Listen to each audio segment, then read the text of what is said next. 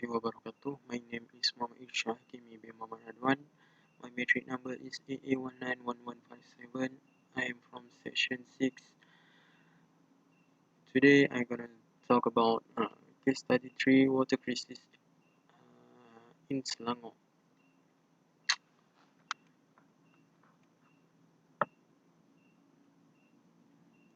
Okay, first of all, traditionally, water has been considered as one of the most important natural resources, and its availability has conditioned the location of economic activity, Gibbons 1986. At the same time, water is a limited resource that has given rise to numerous conflicts over its allocation between alternative use. Lee 1999. The importance of water lies in the fact that it satisfies a broad group of needs, both in its roles as a necessary good upon which public health and life itself depend, as well its role as a basic input in most agricultural and industrial production processes. This double role of consumption good and factor of production makes water an essential factor in economic activities and oblige the authorities to invest in infrastructure which guarantees its availability, often at a high cost. Demographic pressure and the process of economic development lead to a continual increase in the consumption demand for water, while at the same time the climatological conditions which limit the availability of water in many geographical zones appear to be worsening as a consequence of the process of climatic change which the planet is undergoing. That's all from me. I Okay, Assalamualaikum warahmatullahi wabarakatuh. My name is Muhammad Fakur Amin bin Abdul Rahim. My number matric AA191710. I'm from section 6. So today I will present about the case study 3, which is water crisis, for the subject supervision management. So my part is here for the history of water cuts in Selangor this year. As here, I write the Battalion Jaya of the history of Battalion Jaya on October 21. Water disruptions in Selangor are increasingly becoming a problem, often leaving millions of households high and dry for several days to even a week with notice issued only at the last minute, causing inconveniences to business and industries reliant on steady water supply. As Klang Valley is hit by repeated water cuts, observers have once again questioned water management agencies' efficiency. On the February 7, residents at 57 areas at Gombak face water disruption. This is because the pump house suffered a burst pipe in Hulu Klang on the same day. Repair work was finished by 6:30 p.m. with the water supply returning to normal within 24 hours. On the 17th March, the Sungai Selangor Al-Ir'a Phase 1, Phase 2, Phase 3 and Rantau Panjang water treatment plants were forced to stop the operation after odor pollution was detected at the Sungai Selangor raw water intake source. The water supply was fully restored only the next day to the residents. While in April 16, the shutdown of the Sungai Selangor water treatment, Phase 1, Phase 2 and Phase 3 is because of another round of odor pollution. This is because this problem affecting 1 1.2 million users in Kuala Lumpur, Petaling, Klang, Shah Alam, Kuala Selangor, Gombak and Kuala Langat. Operations resumed the next morning and the water supply was steadily returned to normal for the next 24 hours beginning at noon. At the 11 June, a water pipe burst near Jalan Langat in Klang, affecting the Bandar Bistari and Batu 5 and 6 areas. Repair works were finished by 1:30 p.m. on the same day, and on June 12 by 2 a.m. the supply was fully restored. At the July 14, a plant water disruption has affected almost 300 areas due to repair and enhancement work at the Sungai Selangor Phase 3 water treatment plant. The work was finished on 17 July. The plant was completely operational by 5 p.m., by which time nearly 90% of those affected had restored their supply of water. On the 11th August, residents at 20 areas in Gombak faced another round of water disruption. This because of a scheduled upgrading and replacement of critical assets at the Sungai Gombak water treatment plant. The water supply was fully restored by 9:30 am the following days. By 3 September, after operation stopped at water treatment plants in Sungai Selangor, Phase 1, 2, 3 and Rantau Panjang, residents at 1,292 areas in the Klang Valley, Petaling, Klang, Shah Alam, Kuala Selangor, Hulu, Selangor, Gombak and Kuala Langat. Residents in the places experienced an unscheduled water supply disruption due to odor pollution that was later detected to have originated from a plant in Rawang.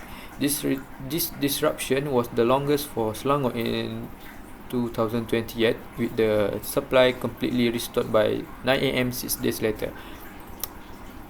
Last but not least, at 4 October, at 4:30 p.m, the Semenyih and Bukit Tampoi water treatment plants ceased operations, leaving 274 areas without water in Petaling, Hulu Langat, Kuala Langat and Sepang. The cause was due to the odor pollution that was said to come from the Nilai Industrial Estate in Negeri Sembilan, which came from Sungai Batang Benar to Sungai Semenyih. The water is fully restored within the 24 hours after Sungai Semenyih resumed operation on October 6, followed by Bukit Tampoi the next day. That's all from me. Thank you.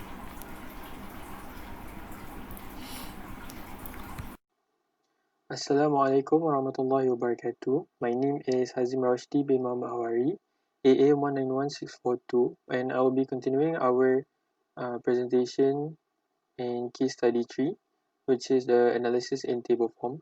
In February 7, we can see that a burst pipe at Hulu Kelang Pump caused a water disruption to the residents, which affected around 57 areas in Gombak. And then next in March 17, the odor pollution caused a raw water operations in Sungai Selangor to be stopped, and the affected areas were Sungai Selangor, Phase 1, Phase 2, Phase 3 and Rantau Panjang. And then as you can see in April 16, odor pollution resulted in the Sungai Selangor water treatment plant, which affected raw water operations in Sungai Selangor. The affected areas were Kuala Lumpur, Petaling, Klang, Shah Alam, Kuala Selangor, Hulu Selangor, Gombak and Kuala Langat. Next is June 11, a burst pipe happened near Jalan Langat in Klang. The residents faced water disruption, and the residents were at Bandar Bestari, Batu 5 and Batu 6. In July 14, repair and improvement works to the Sungai Selangor Phase 3 WTP, which is water treatment plant, happened at Sungai Selangor, and the residents were affected by a scheduled water disruption, which happened at almost 300 areas. In August 11, upgrading and replacement of critical assets at the Sungai Gombak water treatment plant, which is the Sungai Gombak WTP, the residents faced water disruption. It happened in 20 areas in Gombak. And next is September 3, a halting of operations the water treatment plants in Sungai Selangor, phases 1, 2 and 3, and Rantau Panjang because of odor pollution that came from a factory in Rawang. The residents experienced an unscheduled water supply disruption. 1,292 areas in the Klang Valley, Petaling, Klang, or Shah Alam, Kuala Selangor, Hulu Selangor, Gombak, and Kuala Langat. And then last is October 4, which is caused by odor pollution from the Nilai Industrial Estate in Negeri Sembilan, which entered Sungai Semenyih from Sungai Batang Benar. The water treatment plants in Semenyih and Bukit Tampoi ceased operation at 4:30 p.m. and the residents also face water disruption. This happened in 274 areas in Petaling, Hulu Langat, Kuala Langat, and Sepang. As you can see, some happen because of unwanted situations such as burst pipe, odor pollution, and then odor pollution.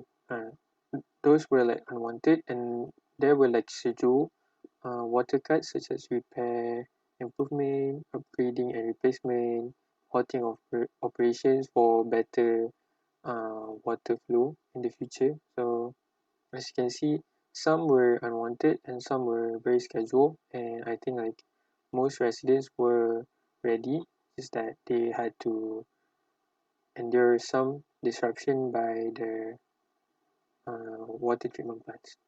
That is all for me. Azim Rashdi bin Muhammad Hawari. Thank you. Assalamualaikum. My name is Danish and I'm going to continue this case study. Okay, for my point is how to approach advising the state government, authorities and director of the companies. There are some ways that we can approach the government through email, website,